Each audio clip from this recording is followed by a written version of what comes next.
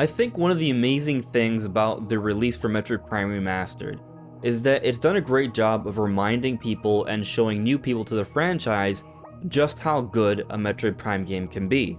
Though the gameplay for Prime Remastered is largely unchanged, and despite that, it's still one of the highest rated games on Switch, which has one of the most comprehensive libraries in gaming history, I would say. But with that said, Prime Remastered still has plenty of room for improvement, and with a modern day Metroid Prime game, Metroid Prime 4, made to maybe come out at the end of this year or next year, more than 20 years after the original release, there are likely to be some nice improvements. So what might those be? How can Prime 4 improve over Prime Remastered? That's what we're talking about today.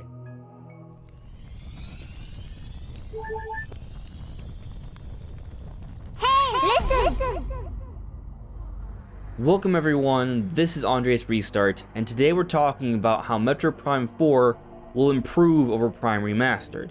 Now we haven't seen Prime 4 yet, so we don't know for sure, but looking at Prime Remastered, considering the kind of talent Retro Studios has hired over the years, considering the improvements we've seen in modern gaming, and just the kind of quality of life updates we have seen in Prime Remastered, I think we can glean some likely ways they will be improving in Prime 4.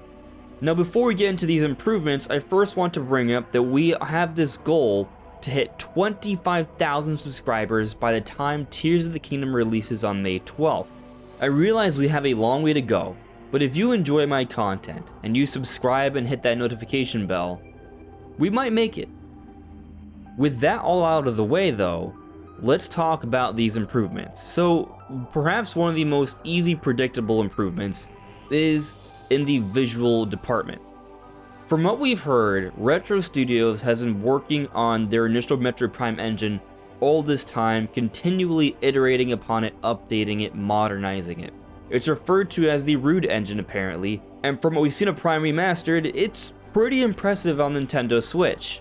However, Retro Studios did move on to work on Metroid Prime 4, and it looks like they got a lot of help from other developers, yet this game was finished back in summer of 2021 from what we've seen. So if you consider that they've continually been building upon this engine, working on it as the years have progressed, and that they announced that Metroid Prime 4 was starting development with Retro Studios back in the beginning of 2019, and that other studios worked on this project, implying that Retro Studios started it and moved on to Prime 4, and that this remaster project may have finished as early as summer of 2021, what I think that suggests is that this engine that they've been working on since the early 2000s will be even more improved and modernized and advanced.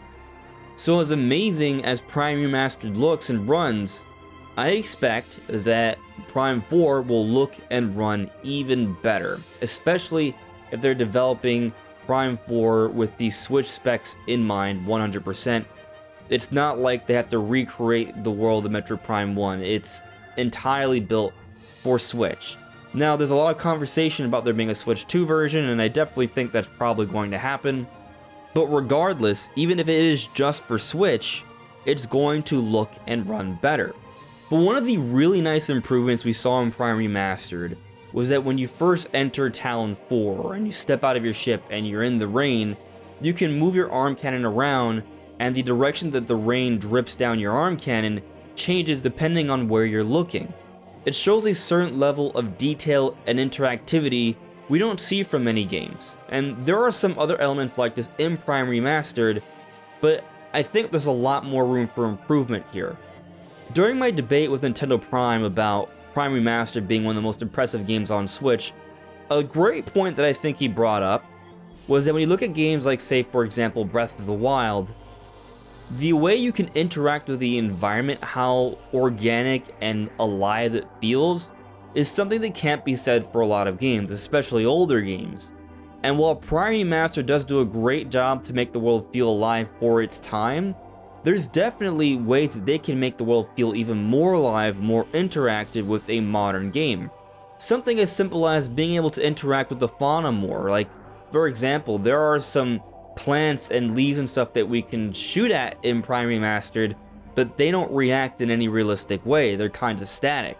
So in Prime 4, I expect not only for the game to still be running at 60 frames per second in a high resolution, with a lot of great colors and lighting and shadows and geometry and just detail all around, but also a lot of different ways to interact with the environment. Perhaps even a more destructible environment. There's definitely a lot of ways that can improve in this direction.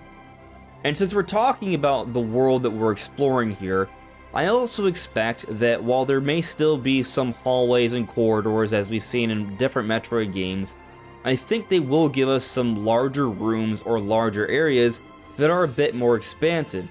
I'm not necessarily expecting open world, not every game needs to be open world, but I do expect Prime 4 to do a great job of showing a greater sense of scale. We saw some of these improvements in Prime 2 and 3, Prime 4, with the amount of years and improvements we've seen with modern technology, I expect them to improve even more significantly on. Moving beyond the visuals of the world and how we can interact with them, let's now talk about some gameplay improvements. So one easy improvement that we've seen in a lot of games, even a game like, for example, Breath of the Wild, where you can take a look at this massive map and place markers, that's something I think they should definitely do in Prime 4. It's something that they arguably should have done in Prime Remastered. Metroid Prime's a game where you're going to be doing a lot of backtracking when you obtain new power-ups to find new ways to uncover new passageways or collect power-ups you couldn't get before. And there are so many of these that you're going to see throughout your experience you won't be able to get to, but if you can place a marker to remind yourself to come back to that location later on once you've advanced a little bit, it will go a long ways towards improving that experience. So definitely map markers I think make tons of sense and I expect to be in Prime 4. But on the note of improving the whole backtracking experience, something else I think needs to be there is fast travel. Now, I'm not expecting fast travel in the sense that wherever you are in the world, you can go to wherever you want in the world or a whole bunch of different locations. I think there should be some limitation there. I like that in Prime, there are save stations and there's a threat if you don't get to the next save station in time and you die. Like, that adds to the challenge and stakes of Prime. It's almost Dark Souls-like in that way, which I think is a great thing for the Metroid series. But even with games like Dark Souls, there are ways to fast travel. When there's bonfires, you can go to other bonfires. So, in a similar fashion, I expect that with save stations in Metroid Prime 4, when you get to one, you can have that sigh of relief, recover your energy, save your progress, but if there's another location in the world you want to go to, you can fast travel to another save station from your current save station. I think this would be the best compromise for fast travel in the Prime series. And once you account for map markers and fast traveling through save stations, this criticism that people have about backtracking, I think is greatly mitigated. Now, some people will still feel that backtracking is entirely useless, but that's part of the Metroidvania style gameplay, so I don't expect that to change. I think there's something special about seeing something you can't quite get to, and then coming back to it, some of the elements in that environment changing, and you now realizing, oh, I can do something new now. That's an exciting moment. That's good gameplay, I would argue. But I will stress that they should definitely focus on, when there is backtracking, make it feel refreshing and new, add new enemy varieties, add more obstacles, as they do to some extent in Prime, but do that a bit more. That, alongside everything else we've mentioned, I think will make backtracking feel very fun and exciting for the Prime 4 experience. Still considering traversal in mind, let's now think about how Samus moves herself. A criticism of the Prime series is that Samus feels too tanky, and she doesn't feel quite like how she does in the 2D Metroid games, where she's depicted as a very agile character. I do think that they will improve upon this to some extent. When you consider a lot of modern first-person games like Call of Duty, Titanfall, Mirror's Edge, where the characters can run along walls and jump really high and do dashes and sprints and slides, I definitely think they can implement this even in first person. Samus actually does a lot of these things in Metroid Dread already, so I think it'll be pretty feasible for them to implement some of these mechanics. Maybe a simple one could be a ledge grab. Maybe instead of when you jump towards a ledge and you can't quite reach it, you don't just fall. If you're within arm's reach, you can grab onto it. And then maybe they can even play around with the camera perspective a little bit and allow you to aim behind the shoulder while you look around while hanging from that edge. That might be a nice way to vary up the perspectives a little bit, play around a little bit more with some third person between first person perspectives, and also perhaps improve maneuverability a little bit. I think maybe a dash mechanic might be pretty nice. Maybe you can dash or slide through certain areas, kind of like we see in some first person shooters. But also something else that I've wanted, and we've seen implemented in some recent Metroid games, is a melee attack. And I've seen some people argue that we shouldn't get a melee attack, but I think it will actually serve the game well. So think about Samus Returns and Dread. Samus Returns, it perhaps slowed down movement somewhat, but in Dread, when you did the melee attack, you would push forward. It can function as a counter when an enemy comes at you up close, but it also can keep you moving as opposed to stopping in place. And this isn't something we haven't seen in other first-person shooters. We've seen it in Halo, we've seen it in Call of Duty. There are tons of shooters that have a melee attack, and in Prime, they can do it in a way that can keep her momentum going. It's all about speeding Samus up a little bit, streamlining the experience. And what's kind of funny is that in Prime, there is already a melee attack. It's just not being used by Samus, but the space pirates. So we've seen this idea before, even in first person in Metroid games. Just give Samus that ability. And what's cool about this melee attack is that it does serve as a counter, and in Dread this would sometimes lead to these really cool cutscenes that were interactive, where you're fighting big enemies or bosses and you're shooting them as you go about. This might be a cool way to again continue playing around with the camera perspective sometimes. Maybe when you get attacked by an enemy in Metroid Prime 4 and you successfully do a counter, it can lead to some sort of cool interactive cutscene where you're doing some sort of throw or Shadow of the Colossus-like movement, climbing up the giant boss and leading to some sort of epic attack.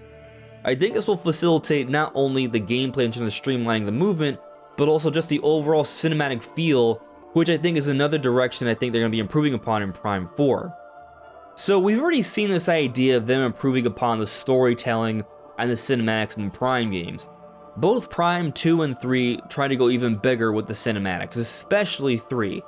And I'm not saying they're going to do something exactly like 3, but I do think improving upon the cinematics somewhat here, giving us some epic cutscene moments, will help to push the Prime series to an even larger audience, because cool epic sci-fi scenes will definitely catch more people's eyes.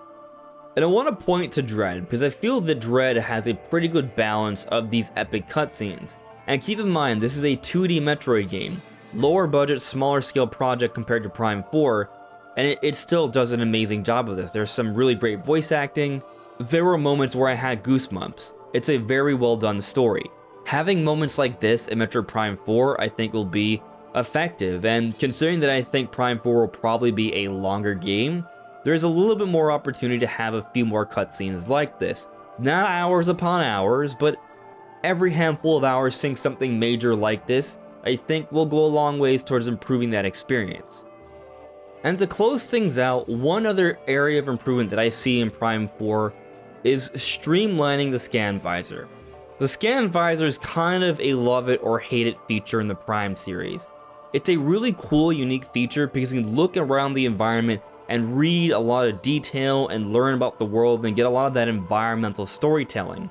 It's awesome, and it's also great for learning about your enemies and trying to understand their weaknesses. I really enjoy this, but sometimes it can get in the way of the combat. It can interrupt the flow of the gameplay. So I think they should think of ways of streamlining a bit. And I'll note that in Prime Remastered, I think they do a good job of cleaning up the UI a little bit. The elements that we see on screen and making the markers really bright, I think that does improve things. But another way I think they can improve the scan visor is perhaps by allowing us to automatically scan enemies when we're in the combat visor. So when you're locking on, that should already count as automatically scanning.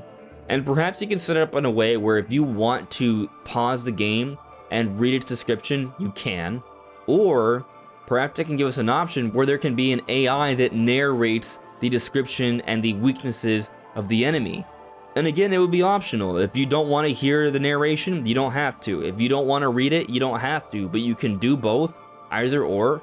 And I think that'll be a great way to streamline the scan visor, at least when it comes to combat.